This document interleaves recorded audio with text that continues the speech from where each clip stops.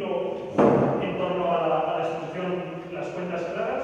Se clausura a final de la semana que viene, ya el día 2 de julio.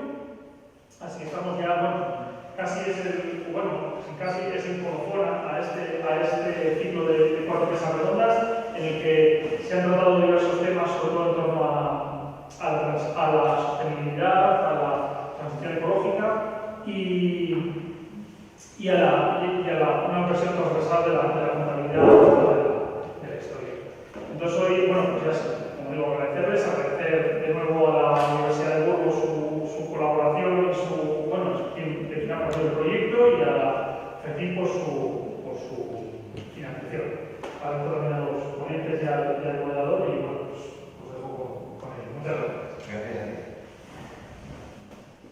Bueno, pues buenas tardes a todas y a todos. Gracias por estar en este acto, en esta conferencia de clausura de este ciclo, y bueno, pues por poder disfrutar de este espacio en uno de los edificios pues más atractivos, interesantes y que mayor número de tesoros alberga en nuestra ciudad, que es este Museo Provincial de Burgos. Mi nombre es Luis Marcos, soy profesor de la Universidad de Burgos. Mi docencia e investigación está relacionada con temas ambientales y actualmente soy el director de la Oficina Verde de la universidad. Y bueno, pues me encuentro aquí, iba a decir incómodo, pero bueno, no incómodo, sino un poco fuera de mi lugar, en el que normalmente estamos siempre trabajando pues con gente que es de ciencias ambientales, de química, de ingeniería, etcétera, y los compañeros pues de la Facultad de Económicas, a quienes quiero mucho porque además mi hermana trabaja allí, pues no son las personas con las que cotidianamente trabajo. Recibí una invitación por parte de Germán Gamero, del grupo de investigación de Ergo, y bueno, pues se lo agradezco muchísimo. Probablemente no ha sido el mejor moderador que has podido elegir a lo largo del tiempo, pero bueno, voy a intentar por lo menos sacar un compensable para no tener que repetir la asignatura. Y bueno, pues me encuentro, la verdad es que muy a gusto. El tema que nos congrega hoy aquí, y aprovecho ya para presentaros a mis compañeros de mesa. A mi izquierda Javier Blanco, que es responsable de temas de recursos humanos y de sostenibilidad en Antolín, una de las grandes empresas, una multinacional, pero de esas grandes empresas, esas multinacionales que surgieron en nuestra ciudad y que pues hace muchísimas cosas, y todos lo tenemos asociado pues precisamente al ámbito del automóvil y bueno, pues con el enorme interés que en la transición ecológica pues esa temática, tanto la producción industrial como el tema de la movilidad tienen. Y también un compañero de la universidad, Carlos Larrinaga, que es catedrático de nuestra universidad, en la Facultad de Ciencias Económicas y Empresariales. Es uno de los investigadores, si es el más, no lo voy a decir porque siempre critico a todo el mundo cuando dice es el investigador que más publica, el investigador que más proyectos consigue, uno de los que más, quizás es el que más, y bueno, pues es un orgullo para la universidad pues tener a personas así, que ha centrado pues su trabajo pues en temas de contabilidad desde otra perspectiva, ¿no? De tratar de contabilizar o de cuantificar o de estudiar pues determinados aspectos de nuestra sociedad que no se encuentran tan cuantificados desde ese punto de vista. Y yo fundamentalmente le tengo un respeto enorme porque ha sabido crear, dirigir, coordinar un grupo de investigación como Ergo, que yo creo que es un lujo para nuestra universidad, por el perfil de la gente de los doctorandos, de los investigadores, de los profesores que forman parte de él, algunos de los cuales pues estáis aquí, y bueno, yo creo que eso es lo importante para una persona, no tener una capacidad de hacer muchas cosas de forma individual, sino sobre todo pues saber crear equipos y multiplicar los trabajos, los efectos y la repercusión que tienen. El tema que nos concentra hoy aquí es el de los esfuerzos por una transición ecológica, la visión empresarial. La transición ecológica ya sabéis que está en boca de todos, fundamentalmente se ha hecho un tema cotidiano a partir pues, del Pacto Verde Europeo, a finales del 2019, con esa asunción que la Unión Europea, a través de la Comisión Europea, hizo de que la transición ecológica era algo imprescindible y que iba a ser el motor del avance de la Unión Europea en ese liderazgo en el conjunto del planeta y asumiendo pues, que estamos en una crisis ambiental muy profunda. Una crisis ambiental en la que ya sabemos que tenemos un modelo de producción y consumo que es insostenible, tenemos una huella ecológica ya en el planeta de 1,7 veces la superficie del planeta, eso es algo que no se puede mantener en el tiempo, sigue creciendo, tenemos un problema enorme con el cambio climático, con este calentamiento global y los efectos que ya estamos percibiendo, tenemos un problema también enorme con la pérdida de biodiversidad, con la desaparición de especies, con esta sexta extinción y también con la extracción de materias primas, la producción de objetos, de bienes de consumo y la generación de residuos. Es decir, estamos en una economía lineal que ya ha hecho implosión y necesitamos esa transición ecológica, esa transición a la economía circular, esa transición a las energías renovables, que no es tan sencilla. Para hablar de esos temas, pues estas dos personas que me acompañan vamos a intentar ir articulando un diálogo a través de unas preguntas que les iré haciendo y bueno, pues vamos a empezar ya con la primera. Comenzamos con Javier, aunque pues, el diálogo es el mundo de la academia, el mundo de la empresa, como que quizás vivíamos en mundos separados, pero bueno, a veces encontramos puntos de encuentro entre estos agujeros negros. Estamos en esa transición ecológica desde el mundo de la empresa. Retos, oportunidades, ¿es todo positivo, todo negativo en esta sociedad tan confrontada? ¿Qué opinas, Javier? Bien, bueno, lo primero, buenas tardes a todos y muchas gracias a la Universidad de Burgos, al Grupo Ergo, al Museo Provincial de Burgos, a este marco incomparable por vuestra amable invitación. Corregirte un poquito, Luis, porque yo soy el director de sostenibilidad de Antolín. Fui director de recursos humanos tiempo atrás y ahora me dedico a integrar la sostenibilidad en la estrategia de la empresa. Ese es mi principal cometido. Bien, yo lo que quiero decir, y ya que estamos en un marco incomparable, que la transición energética o la transición ecológica es uno de los objetivos que nacieron de los Objetivos de Desarrollo Sostenible.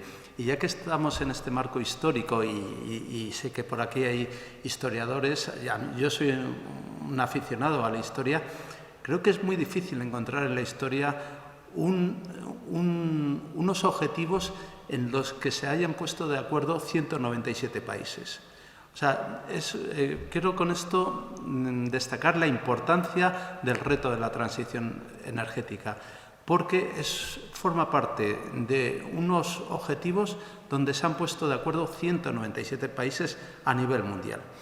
Y por eso yo creo que estamos hablando de un cambio sistémico que afecta a la sociedad, que afecta a las empresas, que afecta a las personas, con lo cual estamos hablando de una cosa que trasciende más del mundo académico o del mundo empresarial, afecta a todos nosotros. Yo os doy algún dato. La transición energética tiene como objetivo cero emisiones. Para ello, la economía mundial deberá invertir 275 billones de dólares de aquí al 2050. ¿Y esto qué supone? Supone un gran incremento de valor para la sociedad y para las empresas. Entonces, en cuanto a los retos asociados a la transición energética, sobre todo para mí son 5. El incremento del valor neto de la compañía, es decir, toda empresa que apueste por el objetivo de descarbonización, la transición energética, va a aumentar automáticamente su valor como empresa, es decir, la famosa ecuación de el EBITDA por un multiplicador menos la deuda financiera neta, la sostenibilidad va a atacar a ese multiplicador, que va a suponer un incremento del valor neto de la compañía. La transición ecológica va a suponer una facilidad de acceso a una financiación en mejores condiciones. Nosotros, como Antolín, estamos sujetos continuamente a examen por prácticamente todas las agencias de rating del mundo, por Moody's, EcoVadis, Standard & Poor's, y nos miden nuestro desempeño en la transición ecológica. Y en función de eso, nuestro rating crediticio puede ser mejor o peor. Entonces, este es el segundo reto al que nos enfrentamos. El tercero, para mí, es el acceso a la innovación. La transición ecológica supone modificar tus procesos, tus sistemas de trabajo. Supone innovar. Todo lo que sea economía circular, mejora eficiencia energética, supone una modificación en tus sistemas de innovación, por lo tanto, un incremento de valor de la compañía. Cuarto punto es mantener la sostenibilidad del negocio. Es decir, si tú no estás orientado, si tú no tienes objetivos de descarbonización, si no trabajas en tu economía circular, el propio mercado te saca fuera. Por poneros un ejemplo, Antolín trabaja en el sector de automoción y nosotros, para cotizar cualquier proyecto ante los clientes, nosotros trabajamos para todos los clientes a nivel mundial del sector de automoción, Ford, General Motors, Forvia, etcétera, hasta 17 o más. Si no cumplimos los requerimientos de descarbonización, de un porcentaje de material reciclado en nuestros productos, y no solo en materia ecológica, sino en materia social y en materia de gobernanza, estamos automáticamente fuera de cualquier cotización. Por lo tanto, si no cumplimos, estamos fuera del mercado. Y el quinto punto es que la transición ecológica es rentable. Es rentable en la medida en que nos permite avanzar en los términos que quiere el cliente y en acceder a sus propios proyectos. Con lo cual, para mí, estos son los 5 retos importantes a los que nos enfrentamos en relación a la transición ecológica. Muy bien. Yo, quizás por añadir un poco, estoy de acuerdo con lo que comenta Javier.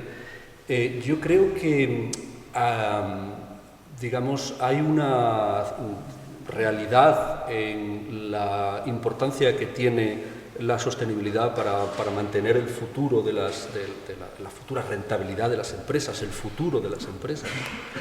Pero hay unos obstáculos en el camino para llegar a ese futuro, ¿no? Yo no creo que sea tan real hoy día en las empresas, y que las empresas que realmente están efectuando esta transición ecológica estén todavía recibiendo ese premio, por así decirlo, ¿no? Entonces, entre los retos que se nos plantean, por ejemplo, Javier hablaba de la financiación, ¿no? Y por ejemplo, en Europa tenemos todo el tema de la taxonomía, ¿no? Que, claro, nos plantea el problema que se ha denominado, ¿no?, del greenwashing, ¿no? De realmente que el mercado premia a las empresas que están haciendo el mayor esfuerzo por esa transformación, por esa transición ecológica. Entonces yo creo que ese es uno de los obstáculos que hay en el camino, ¿no? Entonces, y que, bueno, pues es una oportunidad, por supuesto, pero es un reto, es un reto que debemos afrontar.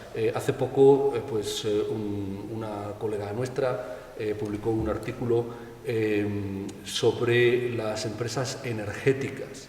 Y entonces resulta que las empresas energéticas todavía pues reciben un premio por el mercado por reservas de fuentes energéticas no renovables que supuestamente, si vamos a un futuro de emisiones cero, pues no se van a poder quemar, ¿no? Entonces el artículo se llamaba así, ¿no? Era Unburnable Carbon, era el carbono que no se puede quemar.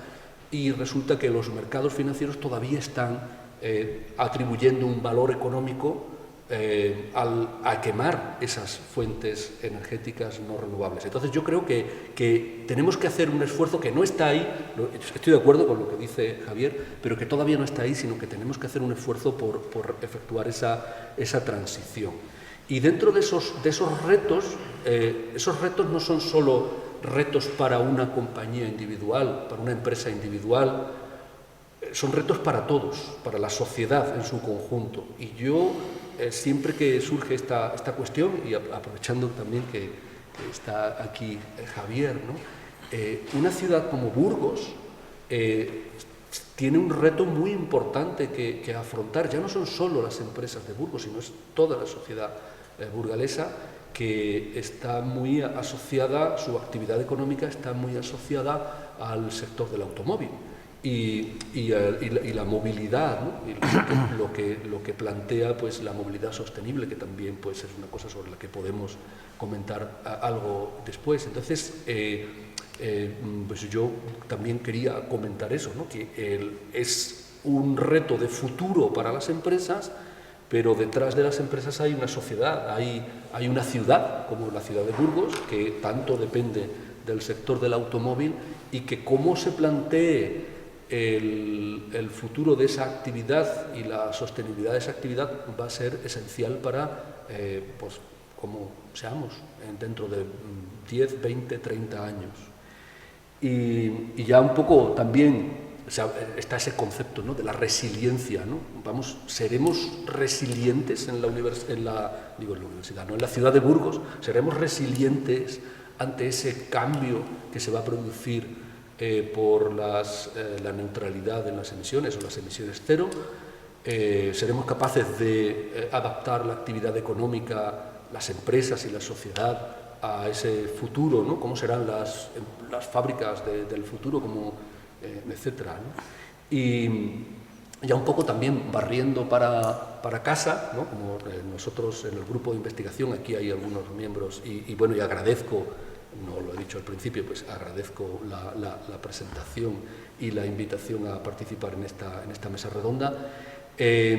Bueno, pues se habla de esa neutralidad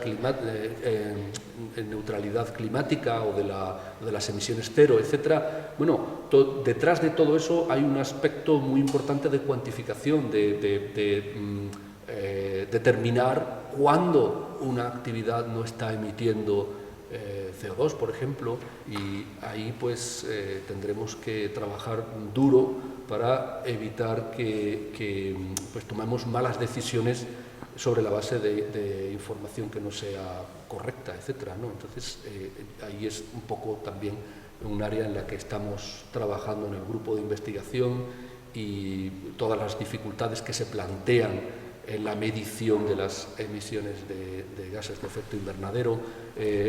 Una tesis doctoral que se está realizando ahora en el grupo de investigación está abordando la cuestión de los planes de descarbonización de grandes empresas y cómo se mide la descarbonización, todo el tema de los alcances, ¿no?, del Scope 1, Scope 2, Scope 3 de las emisiones, es decir, básicamente traducido a un lenguaje que entendamos todos, si las emisiones de gases de efecto invernadero en la cadena de suministro se considera o no se considera. Eso es una cuestión central para la descarbonización de las empresas. Y bueno, pues creo que, en definitiva, en resumen, creo que ese es el futuro, el que plantea Javier, pero yo veo muchas cosas sobre las que tenemos que trabajar realmente desde las empresas y desde la investigación para que ese futuro sea posible. Bueno, pues una vez que la visión general sí que la tenemos, no sé si podemos intentar aterrizar en algo concreto. Estamos en la transición ecológica, lo está la empresa, lo está la universidad. ¿Qué aspectos concretos podrías destacar, Javier, en los que podemos inspirarnos y ver los motivadores, no ver un futuro todo oscuro, sino... Y lo mismo en la universidad, a ver si la universidad resulta que tampoco estamos haciendo nada. Pues yo voy a ir muy a lo concreto, es decir, a lo concreto es nuestra experiencia como grupo empresarial. Y esto significa que la transición ecológica o la transición energética o la sostenibilidad, porque estamos aquí muy centrados en la parte de cambio climático, economía circular, pero no olvidemos que hay, aparte de una transición energética, una transición social. hay que hablar de la sociedad y hay que hablar del modelo de gobierno de las empresas. Pero respondiendo a tu pregunta y concretando, nosotros como empresa hemos decidido que la transición, la sostenibilidad sea una línea estratégica en nuestro negocio. Hay líneas estratégicas de crecimiento en determinados mercados, de innovación, pues la línea de sostenibilidad es una línea estratégica para Antolín.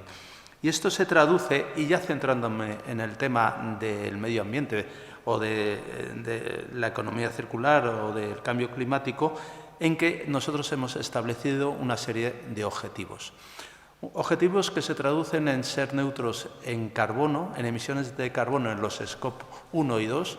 Scope 1 es, para los que supongo que todos lo sabéis, pero es todo lo que sale por la chimenea de una fábrica. El Scope 2 es la electricidad. Y nosotros nos hemos propuesto ser neutros en carbono en el 2040, en el Scope 1 y 2, con un paso intermedio de una reducción de un 75% en estas emisiones en el 2028. Y por primera vez, y esto lo podéis ver en nuestro informe anual, hemos medido el Scope 3, que son las emisiones de carbono de nuestra cadena de suministro, que es donde está realmente el problema que tenemos ahora en nuestras empresas. Por daros algún dato, del total de la contabilidad de las emisiones de carbono, el 90% en el caso de Antolín lo representan las emisiones del Scope 3. El 10% restante, el 8% es del Scope 2 y el 1 y pico por ciento del Scope 1. Entonces nos hemos propuesto reducir en un 75% las emisiones del Scope 1 y 2 y pondremos objetivos para el Scope 3. En cuanto a economía circular, también contribuye a la reducción de emisiones, en la medida en que tú tienes que cambiar tu estrategia de materiales, de compra de materiales, para hacer una transición de materiales cuyo origen sea los combustibles a materiales sostenibles, es decir, materiales bios o materiales reciclados, ya sea reciclado químico o reciclado mecánico. Y nosotros hemos puesto concretamente en nuestros objetivos, y los hemos hecho público, que el 40% de nuestra materia prima sostenible en plásticos, en nuestros productos deben contener un 40% de materia prima sostenible. O sea, materia de origen reciclado o de origen bio para el 2030. Y nos hemos puesto un objetivo de una reducción de un 10% en los residuos no peligrosos para el 2028. Estos objetivos los hemos hecho públicos y estos objetivos tienen que estar soportados por un plan de inversiones, un plan de CAPEX y un plan de OPEX, de inversiones y de gastos. Porque no pueden ser unos objetivos voluntaristas. No puedes decir, mi voluntad es ser neutro en carbono en el 2040. No, tienes que apoyarlo. ¿Qué tienes que invertir durante ese periodo de tiempo para conseguir ese objetivo? Porque eso es lo que nos exigen nuestros grupos de interés. Es decir, las agencias de rating, nuestros clientes, nuestra cadena de suministro. Y en ese terreno de juego estamos trabajando. Bueno, la verdad es que me alegra oírte con el tema del alcance 3 en las emisiones, en el cálculo de huella de carbono. Nosotros en la universidad también lo hemos hecho y también el alcance 3 es el que con diferencia genera más emisiones. Solo la movilidad internacional de nuestros estudiantes y de nuestros profesores e investigadores es superior a todo el consumo de gas natural para las calefacciones de los 13 centros de la universidad. Pero si me permites, sí. Perdón, un matiz. Sí.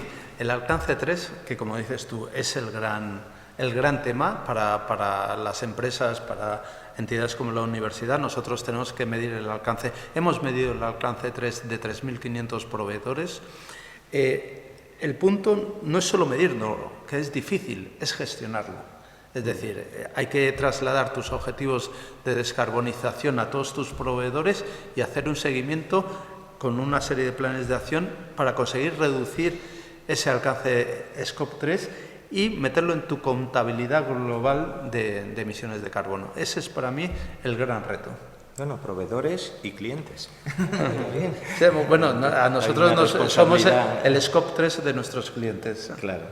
Carlos, ¿qué? ¿La universidad está Sí, a mí comprometida en yo esto? quería decir que me parece, o sea, bueno, también por entrar en este diálogo, ¿no?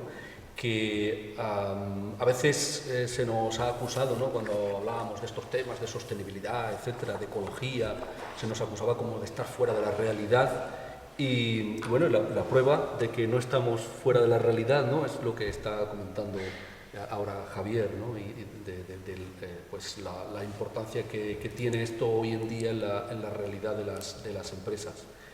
En la universidad tenemos esta doble vertiente, ¿no? de investigación y de docencia y claro, nosotros específicamente, como nos dedicamos al mundo de la empresa, pues hacemos investigación que está un poco a caballo también, ¿no? Porque lo que investigamos justamente son estas cuestiones de la inserción en las estrategias empresariales de la sostenibilidad y en nuestro caso particular en la contabilidad, cómo se integran los indicadores, cómo se miden, cómo se siguen, cómo se aseguran, etc.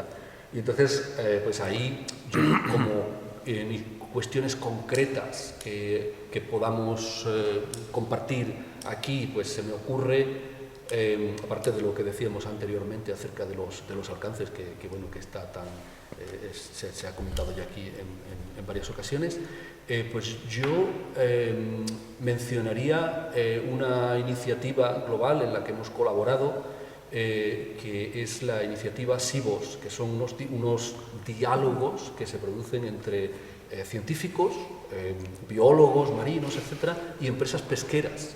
Porque, bueno, una de las características también que se plantea para las empresas y de la que se viene hablando cada vez más es la cuestión de las dependencias. Es decir, hay empresas que operan en sectores, sobre todo, eso es más visible en los sectores que dependen de recursos naturales, que ya no es que afecten al medio ambiente, sino es que también el medio ambiente afecta a su actividad.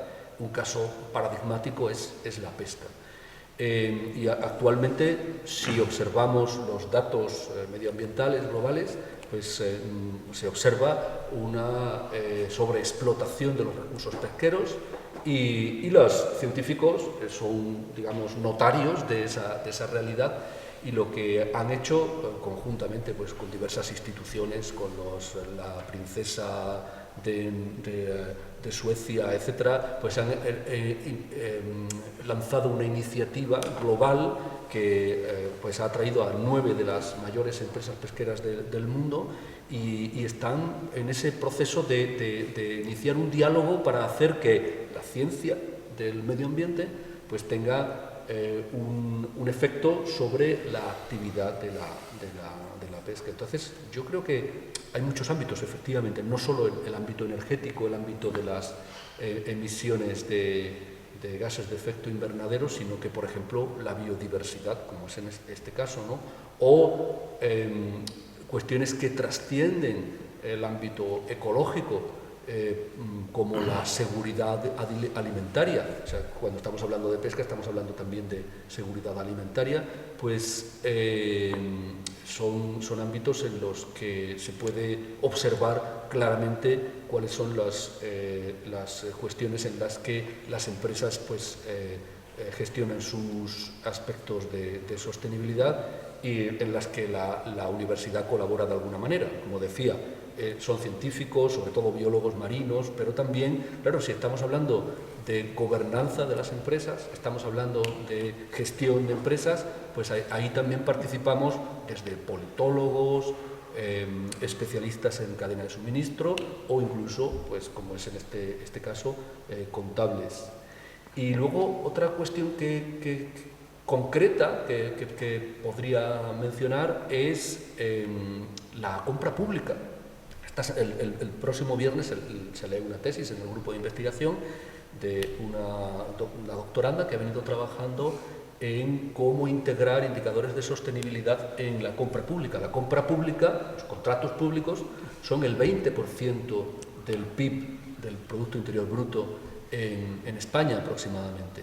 Entonces es un área, siempre tendemos a pensar en las grandes empresas, etcétera, y hay muchos ámbitos de la economía en los que se puede incidir e incluir criterios de sostenibilidad para de alguna manera modificar comportamientos y hacer que la actividad económica sea más sostenible.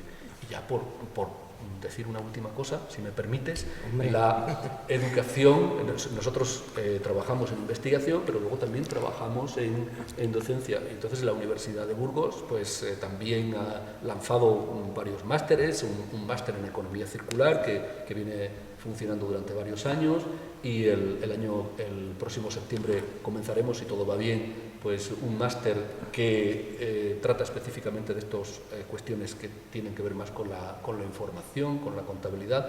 El máster se llama Información de Sostenibilidad y Aseguramiento, y trata todas estas cuestiones acerca de, bueno, una vez que una empresa integra la sostenibilidad en su estrategia, cuáles son los indicadores que se utilizan, cómo se miden esos indicadores, cuáles son los sistemas de control interno que permiten hacer un seguimiento de esos indicadores, cómo se asegura la información que las empresas transmiten a sus grupos de interés, etcétera. Entonces, bueno, también nuestro rector también es el presidente de la Comisión de Sostenibilidad de la Conferencia de Rectores, o sea que la universidad sí que está involucrada en muchas cuestiones que tienen que ver con la sostenibilidad. Carlos, si me permites, has hablado de la compra pública.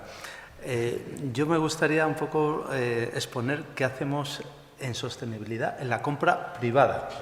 En la compra privada. Nosotros tenemos, como os he comentado, 3.500 proveedores en materia de raw material, de materiales, pero tenemos más de 10.000 en compras de servicios, compras de maquinaria. Realmente el mundo de la cadena de suministro, la cadena de valor, ha cobrado una importancia vital. Es decir, nosotros ahora, por los propios requerimientos de la sostenibilidad, ya no se le exige al proveedor calidad, precio y servicio. No, nosotros hemos elaborado un código de conducta de proveedores donde, aparte de los requerimientos básicos de una gestión de compras, ponemos requerimientos de sostenibilidad, requerimientos de huella de carbono, requerimientos de trabajo digno.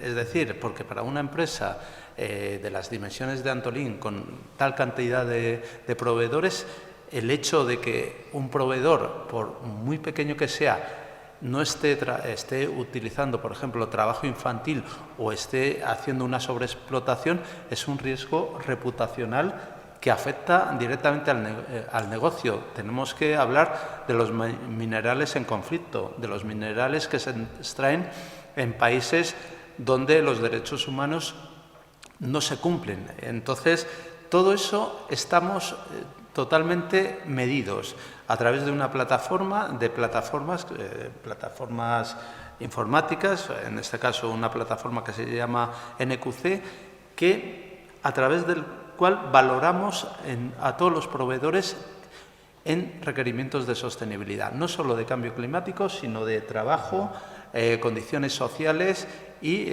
minerales en conflicto y de gobernanza. Es decir, este es cómo gestionamos nosotros la compra privada. Yo creo que se podría hacer una traslación a la compra pública, ¿no? Sí. No Efectivamente. sé, Carlos, ¿qué opinas?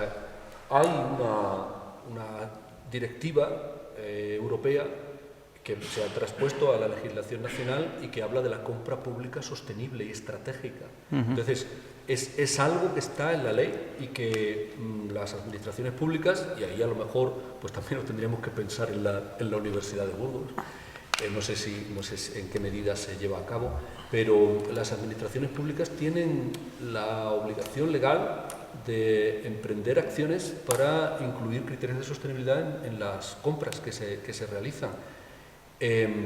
Claro, hay todo esto tiene muchas derivadas, ¿no? Porque comentaba antes Luis la cuestión, y yo ahí, pues es que ahí estas son conversaciones que tenemos, con Ana lo hemos hablado muchas veces, ¿no? Tenemos la contradicción de que estamos haciendo investigación sobre sostenibilidad y al mismo tiempo pues viajando a congresos, a conferencias e incrementando ese scope 3, ¿no? Ese alcance 3 de las emisiones. Entonces, ahí hay una cuestión, una contradicción importante.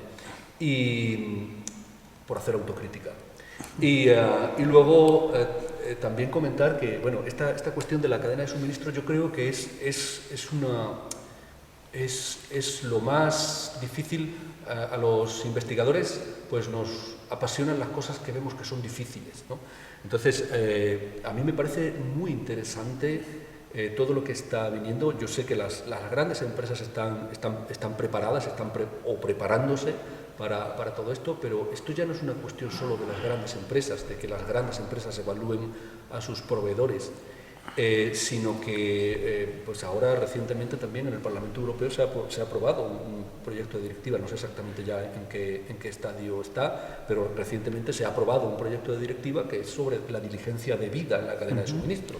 Es la diligencia debida en la cadena de suministro. Se obliga a las empresas a que sean diligentes en el análisis de en qué condiciones se obtienen, como decía Javier, pues bueno, no voy a repetirlo, pero es la idea, en lo que sí quiero insistir es en que esto ya no es una cosa solo de las grandes empresas, sino que es algo que se va a ir extendiendo progresivamente, porque bueno, pues es necesario para la sostenibilidad, pero además Europa, de momento, pues ha decidido ser vanguardia en estas cuestiones de sostenibilidad, con el Pacto Verde y también con estas otras cuestiones de compra pública sostenible o de diligencia debida en la cadena de suministro. Y a mí en ese sentido, Javier, a mí sí que me interesa conocer cuáles, porque claro, vosotros sois también proveedores de otras empresas, de fabricantes de coches. Sí. Entonces, ¿eso en qué medida os ha empujado a vosotros o cuáles son las dificultades que encontráis? Bueno, nosotros formamos de una cadena de valor, es decir, la cadena de valor que empieza en nuestros clientes, los fabricantes de coches. Nosotros somos fabricantes, lo que en el argot del sector de automoción llamamos Tier 1, es decir, proveedores de primer nivel de los fabricantes, y detrás de nosotros están los proveedores que nos suministran a nosotros piezas para hacer nuestros productos. Pues a nosotros nos afecta exactamente en la medida en que a nosotros nos evalúan también nuestros clientes.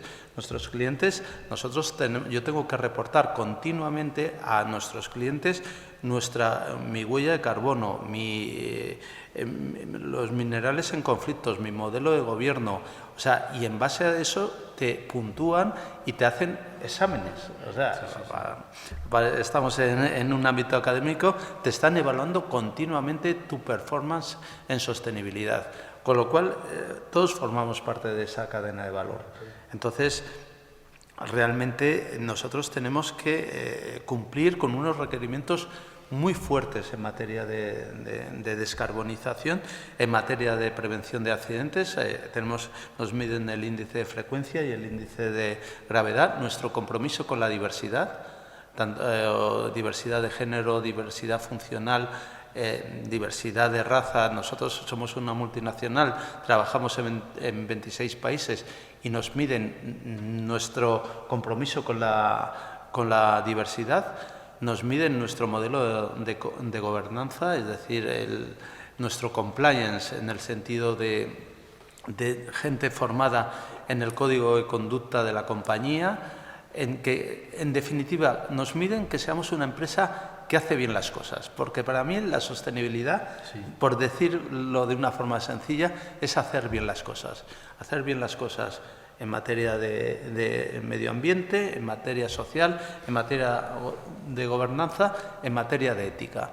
Y todo eso estamos muy medidos y muy condicionados, y nuestro negocio está muy vinculado hacia los resultados de esos análisis que nos hacen no solo los clientes, sino las agencias de rating, incluso la sociedad.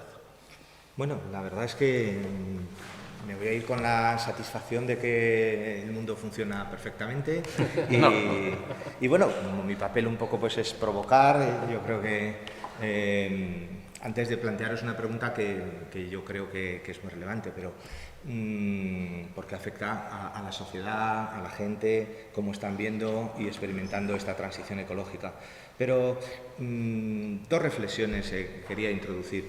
Una, la transición ecológica no sale gratis, pero no sale gratis para nadie. O sea, si pensamos que, bueno, nosotros estamos, el mundo de la universidad, estamos investigando, estamos trabajando, estamos publicando, estamos enseñando, estamos trasladando a través de la extensión a la sociedad este tipo de cosas, pero nosotros somos inmunes.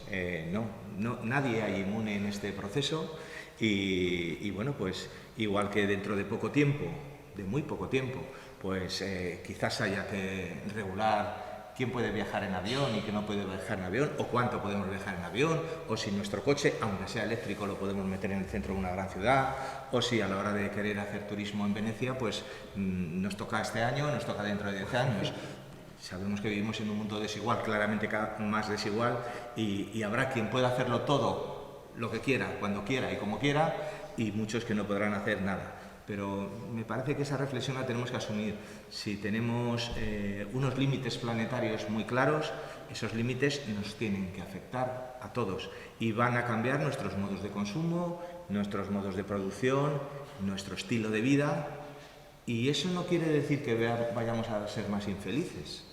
A lo mejor hasta somos más felices, pero vamos, intentaré no mentar la famosa palabra maldita del decrecimiento. Y luego el otro aspecto, es verdad, bueno, yo tengo que felicitaros por este trabajo y esa transparencia que estáis realizando, pero bueno, no decimos nada nuevo si conocemos empresas que están gestionando sus residuos como que fueran mercancía de segunda mano y lo están trasladando a otros países, o incluso una empresa que probablemente sea cliente vuestra, como en Europa, en Alemania, una empresa como Volkswagen, pues trucaba tranquilamente las emisiones y pasaba todo desapercibido, y seguro que pasaba auditorías severísimas y su propio gobierno la controlaba. Es decir, que las cosas desgraciadamente no van a ser un camino de rosas, pero yo creo que, bueno, que están iniciadas aquí estas cuestiones. Sí que me parecía relevante introducir a la sociedad en esta cuestión, porque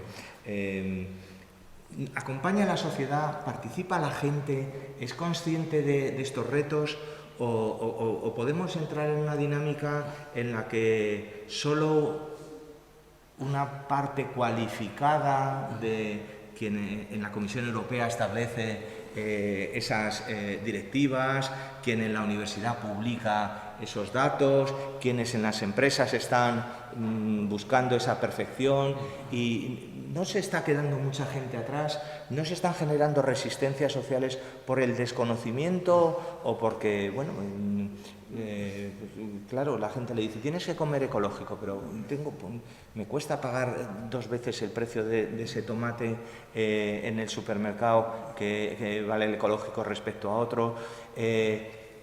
Por no hablar ya estamos hablando de una transición ecológica que normalmente olvidamos que tiene que ser justa. ¿Es justa la transición ecológica o está dejando, tanto en el interior de nuestras sociedades como sobre todo en el exterior, en otros países, en otros continentes, demasiados cadáveres por el camino?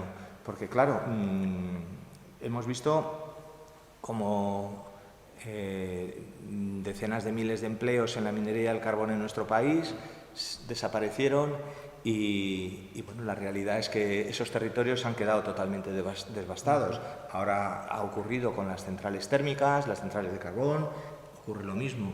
Esos pescadores que salen al mar, que ven que cada vez sus capturas son menores, pero la solución que se les da es estate 6 meses sin pescar, cuando dicen, pues yo no puedo estar 6 meses sin comer o sin pagar la luz. Esta reflexión, ¿nos acompaña la sociedad en este camino? ¿Lo estamos haciendo demasiado elitista? ¿Podemos encontrar esa transición justa? Pensad que si tenéis las soluciones, aquí se va a forrar alguno tomando notas.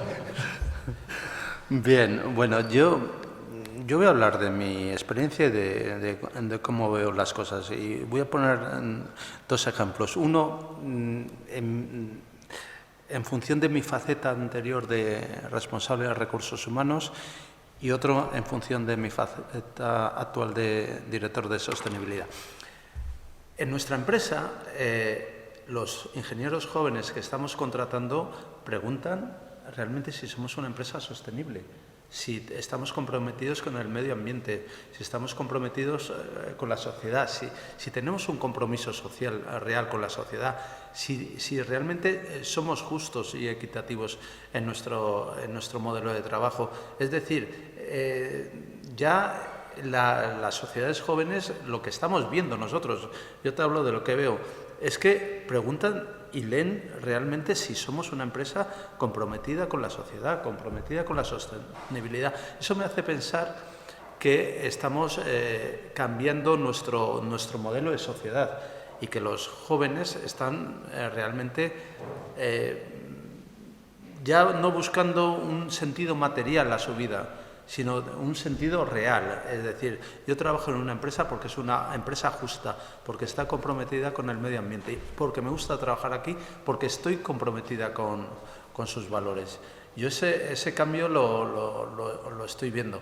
Y realmente, y en el otro aspecto, lo que yo hablo con muchos concesionarios de automóviles para estar informado, a mí me dicen que ha habido un cambio en el consumidor de coches. Es decir, ya no pregunta por aspectos técnicos de ingeniería, sino este coche es un coche que reduce las emisiones de carbono, es un coche híbrido, es un coche que está construido con materiales sostenibles.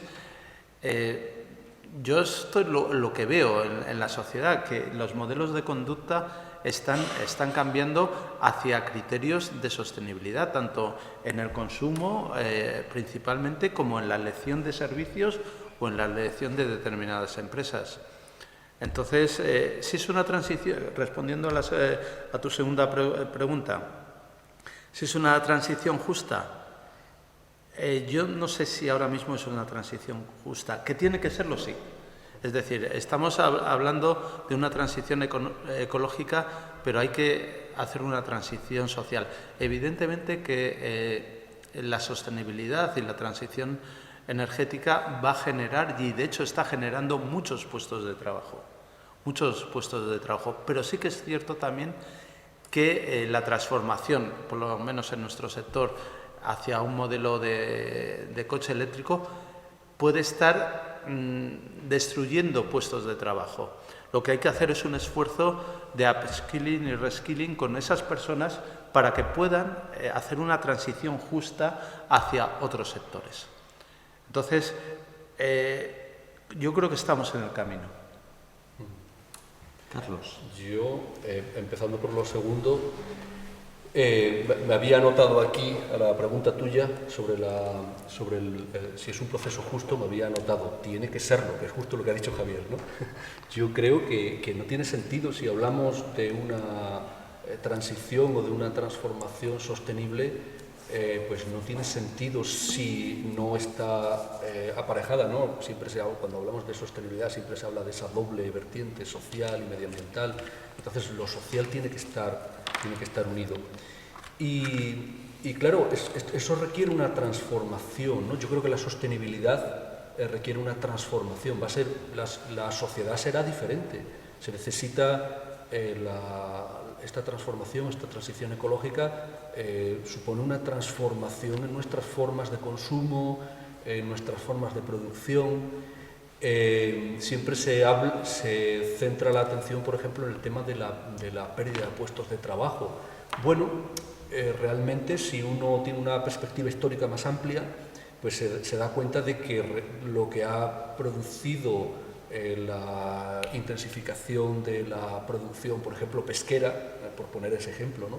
Lo que ha producido es una reducción de los puestos de trabajo. Ahora, pues, los pescadores pues, van con una tecnología increíble a pescar y eso lo que ha ocasionado es que haya muchos pequeños pescadores que ya no tienen esa fuente de sustento. Entonces yo no sé cómo, no tengo la respuesta, como tú decías, no tengo la respuesta de cómo será el resultado final de esa transformación, pero sí que se habla mucho en todos estos temas, ¿no? de la gobernanza sostenible, se habla de la adaptación o de la transformación, y el argumento que se suele utilizar es que mejor que vayamos adaptándonos un poco a lo que nos viene, porque la adaptación es algo que podemos controlar, la transformación es posible que no la podamos controlar, que los cambios que se produzcan sean tan profundos que afecten de una manera, por así decirlo, no sé, revolucionaria, ¿no? De una manera pues que produzca unos cambios sociales que sean traumáticos, etc. Entonces, es mejor que vayamos adaptándonos un poco a esa transformación ecológica, y ahí pues es necesario también que de alguna manera se tenga en cuenta pues todas las perspectivas que claro, nosotros hablamos siguiendo con el tema de la justicia, ¿no? Nosotros hablamos de la sostenibilidad desde una perspectiva de una sociedad industrializada que cubre las necesidades pues de una manera pues más no completamente deseable, pero sí de una manera más óptima. Pero es que hay muchas sociedades en el mundo que no están en esa perspectiva y que necesitan dar el salto a cubrir sus necesidades. Ese salto para cubrir sus necesidades implica aumentar la actividad económica, aumentar el consumo de energía, aumentar la presión sobre los ecosistemas, aumentar las emisiones, etcétera, etcétera. Entonces, claro, todo eso hay que tenerlo en cuenta también, ¿no? Y como decía, pues al principio, ¿no? en mi intervención inicial, yo creo que estamos yendo hacia ese lugar, pero hay muchos retos y desde luego el tema de la justicia es uno de los retos que es difícil afrontar y que va a requerir pues mucho trabajo y mejor adaptarnos al cambio que el cambio nos lleve por delante. Claro, quizás mejor adaptarnos que el cambio nos lleve por delante, porque estamos un poco en la élite privilegiada en nuestra sociedad, y nuestra sociedad es una sociedad privilegiada del 5% los europeos de la población mundial. Pero bueno, eres catedrático de estas cosas, diriges un grupo de investigación modélico, eres un punto de referencia en la definición de todos estos indicadores que están determinando cómo la transición ecológica hay que hacerla. Te voy a pedir que te mojes. Imagínate que estás ahora en el examen de selectividad y esto no estaba escrito, ya lo siento. Te ponen en el examen de selectividad. A la hora de definir una transición ecológica justa, defina 5 indicadores que midan si es justa o no. Si dices 3, vas a aprobar igual. Tienes al público expectante. Sí. 3 indicadores. Pues del carácter justo. De carácter justo. Sí, ¿no? Pues, hombre, para medir la huella de carbono ya tenemos No, eso no. Pues uno de ellos sería evidentemente la seguridad alimentaria, ¿no? El acceso. Es que esos indicadores están ya aprobados y están acordados, ¿no? Por las Naciones Unidas. Entonces tenemos pues seguridad alimentaria, acceso a agua potable. El minero de Andorra, Teruel, ya tiene agua y pero come. Estamos hablando de... A lo mejor no come saludable, pero come. Sí, pero seguridad alimentaria, acceso a agua potable. Entonces, ese es el nivel de transición del que estamos hablando, ¿no? O, por ejemplo, también los derechos laborales, ¿no? Estamos en un mundo en el que todavía pues, hay decenas de millones de personas que trabajan en régimen de esclavitud. Entonces, esos, por ejemplo, 3 indicadores son básicos para empezar a hablar de algo que es de una transición justa. Entonces, quizás a lo mejor ese minero que se ha podido prejubilar, etcétera, pues está en una situación en la que pues quizás todos nosotros, ¿no? Tenemos que empezar a pensar en que pues es posible que tengamos que limitar nuestras vacaciones, ¿no? Y no podamos viajar en avión a unas islas exóticas para nuestras vacaciones, o que tengamos que limitar también el número de congresos al que podemos ir los académicos, y ahí entono el mea culpa en primer lugar. Y entonces, pues yo creo que de lo que estamos hablando es de ese nivel, ¿no?, de cultura, de educación, de cuestiones que son muy básicas realmente. Ese es el nivel de la transición justa, y que quizás a lo mejor, como tú comentabas en algún momento, y aquí estamos especulando, ¿no?, porque tampoco es algo, claro, mi ámbito de estudio pues es un ámbito mucho más circunscrito a las organizaciones y a las empresas, pero realmente pues vamos a tener que, para vivir en un mundo que sea sostenible, que sea equilibrado y dentro de esos límites planetarios, pues es posible que tengamos que repensar muchos de los patrones de consumo que tenemos actualmente. Yo creo que esa es una cuestión fundamental. Las empresas están haciendo muchas cosas, y luego también lo que ocurre, el otro día había una persona, un ingeniero de una empresa energética pública sueca, que estaba presentando lo que hacía su empresa, y entonces hablaba de que era una empresa con emisiones cero. ¿Emisiones cero por qué? Porque quemaba residuos, ¿no? Quemaba los residuos. Entonces era una empresa pública que ofrecía energía a sus clientes, y también, digamos, que tenía otros clientes que eran los mismos que consumían la energía, que eran los que producían residuos. Entonces, esa empresa podemos criticarla porque contamina, porque emite, porque no contabiliza las emisiones al ser emisiones que vienen de residuos, etc. Podemos criticarla, pero esa empresa está respondiendo a una necesidad social, bueno, no sé si es una necesidad, ¿no?, por esta diferencia que hay entre necesidades y deseos, ¿no?, en economía ecológica, pero hay una necesidad social, y esa empresa justamente está respondiendo a esa necesidad social, que crea una sociedad mediante la producción de residuos y el consumo energético, y esa empresa realmente tenía muy poco margen de maniobra para actuar, ¿no? Entonces, es que es algo, están las empresas, está la sociedad, están las autoridades públicas, y entre todos pues tenemos que redirigir esto de alguna manera. Bien. No sé. Bueno, pues el amable director del museo que nos acoge nos ha insistido de que a las 8 debíamos terminar porque las necesidades de los horarios de cierre, y ya nos hemos pasado unos minutos, con lo cual yo os agradezco mucho, ha sido un placer moderaros y escucharos, y bueno, pues estoy seguro que estos diálogos y estos coloquios van a seguir en el futuro, porque este va a ser un tema que vamos a tener cada vez más encima de la mesa.